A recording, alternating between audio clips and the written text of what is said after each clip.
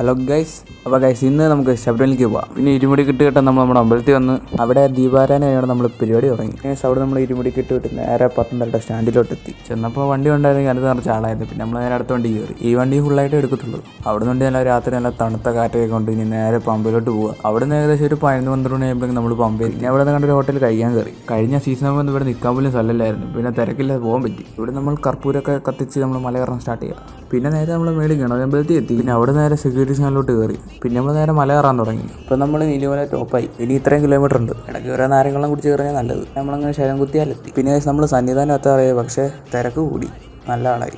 അവിടെ നമ്മൾ ക്യൂ കയറി നിന്ന് നടപ്പതിൽ കയറി. അവിടെ അങ്ങ് അറ്റം വരെ നല്ല ക്യൂ ആണ്. പക്ഷേ അങ്ങനെ 3 മണിക്കോ 4 മണിക്കോ നമ്മൾ നടപ്പതിൽ നിൽക്കാൻ തുടങ്ങിയത്. ഇപ്പോൾ 6 കഴിഞ്ഞവിടെ നമ്മളിപ്പോൾ നേരെ 18 പടി കയറാൻ പോവുക. ഗൈസ് അങ്ങനെ ഹോസ്റ്റലിൽ നമ്മൾ 18 പടി കയറാൻ പോവുക.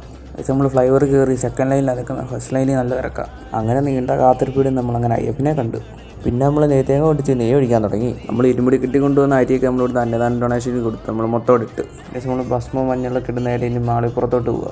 മാളിപ്പുറത്ത് വന്ന് ഭസ്മവും മഞ്ഞളും ഒക്കെ നമ്മൾ ഇടുന്ന സ്ഥലത്തിട്ട് ഈ അന്നദാനം കൊടുക്കുന്നതിന് അവിടെ നല്ല വലിയ അയ്യപ്പൻ്റെ ഫോട്ടോയൊക്കെ നമ്മൾ പെയിൻറ്റ് ചെയ്ത് വെച്ചിട്ടുണ്ട്. നമ്മുടെ അയ്യപ്പൻ്റെ ഫ്രണ്ടായ വാവൂർസ്വാമിയുടെ അടുത്ത് പോയി. അവിടെ നമ്മൾ അണ്ടർപാസിൽ കൂടെ നേരെ ആഴിയുടെ അടുത്തോട്ട് പോവുക. അവിടെ നമ്മൾ നീത്തെങ്കിൽ ഒരു പീസ് നേരെ എടുത്ത് അഴിയിലോട്ട് എറിയും. ഇവിടെ നമ്മൾ നേരെ ഇനി ആരോണപ്രസാദം വാങ്ങിക്കാൻ നിൽക്കുക. ഇവിടെ നമ്മൾ നടപ്പന്തലിൻ്റെ ഫ്ലൈവർ കൂടെ തിരിച്ചു പോകുമ്പോൾ ഇവിടെ നല്ല തിരക്കുണ്ട്. അങ്ങനെ നമ്മൾ മല ഇറങ്ങാൻ തുടങ്ങി. തിരിച്ചു പോകുന്ന വഴിക്ക് നമ്മൾ സിംഹാനം കുരങ്ങനെ കണ്ട്. പിന്നെ നമ്മൾ നേരെ തിരിച്ച് പമ്പയെത്തി.